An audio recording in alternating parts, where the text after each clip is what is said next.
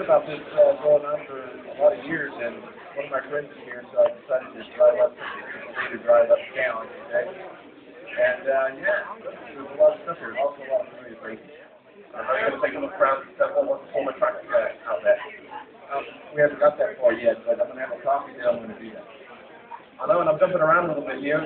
Before you arrived, we talked to a gentleman involved in a reading of the Speedway, that talked about taking an anniversary of British Speedway, that was talking pools, where you started off in Britain, so I know you're keen in what goes on there, and indeed the big 50th anniversary meeting is coming up. That's right, yeah, Matt gave me a call well before it was advertised that he was putting this meeting on, and invited me down, and my wife down to celebrate the 60 years, and tremendous. I mean, to go one better than the Grand Prix is sticking it right out there. But that's so good that they're throwing that kind of money around as a rider, and it should be this kind of a day. It's going to be a great celebration. I'm finished now. It's not going to happen. Even now, I'm getting phone calls asking if I'll be a part of doing certain rides and certain people celebrations, whether it's testimonials and stuff. And to be fair, I'm not that keen to actually get the bike to the van and unload it and get dressed. It takes a lot of effort. I'm kind of enjoying not doing that. Well, you're big old away from the track industry with heavy involvement with Reading Bulldogs there, and that was one year stint, but I know it's very yeah, very much so, and it's opened my eyes up to another dimension of Speedway, and I believe there's probably a couple more levels that are available to me, but that's the tip of the world there.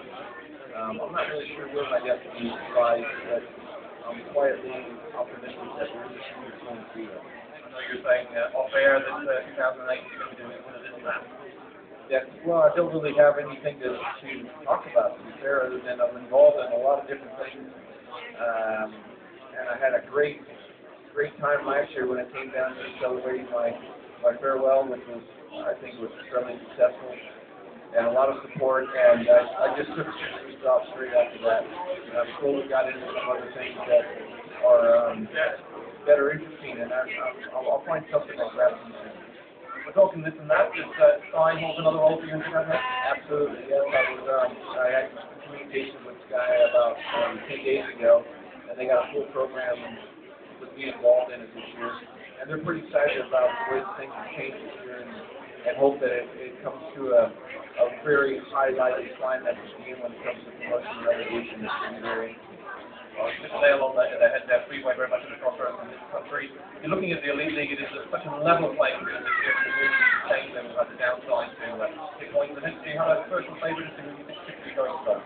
Well, it was just publicized in the Speedway Star exactly the different teams and their lineups and stuff, and I haven't really had time to sit down and study them all. But I mean, straight away, whenever the team building started with the new rule appointment, each one looked pretty good. But I think you got to still look at the top end of the teams that are always at the pointy end of the league, which has got to be Coventry, Wolverhampton, Poole.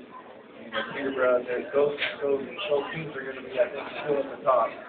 And where it lands, nobody really knows. And like I said, I haven't really had a chance to study the form of the different teams and stuff. But by the time I get from the camera, talking about promotion and relegation, I'm excited about it. A lot of us are excited about it. Are you excited about it? I just hope it continues to be the trend for a long time. Because if it doesn't work, I think it's going to take a couple of years more to settle down, and I think that I just hope to keep my fingers crossed that the Speedway governing people that are in charge of it keep the flow going the way it should be. Finally, on the global scale of things, obviously Nicky Peterson's defending that World Championship that you won back in 1993. Obvious rivals for him, and what do you think he's going to hang on to it? I think the guy is on a mission. I think it's going to be tough to stop Nicky. But there's a lot of guys out there that are tasting it, that are right there behind him. And I think Lee Adams is probably pretty focused as well. So I think it's going to be interesting once the season unveils and see where how they start performing. And at that point, you'll kind of get a good gauge. It's going to be interesting. I know I keep rambling on about what, but I think in Speedway, when the turning of the new year, the new season, as a rider, they're focusing on one thing, and that's to be fit and to be ready at the start of the season. This time of year, each and every one of the riders are got their teams being built, their bikes being built, their exercise regime and fine-tune, probably get pretty focused on the start of the year. And at that point, I think that's when they start realizing how much of the work they've done pre-season starts to pay off. And I think when you're one of the top players, it becomes a routine. But you do kind of shift things around a little bit because maybe the year before it didn't work, or the year before that it didn't work, and you start learning and you start adjusting your kind of formula, you say.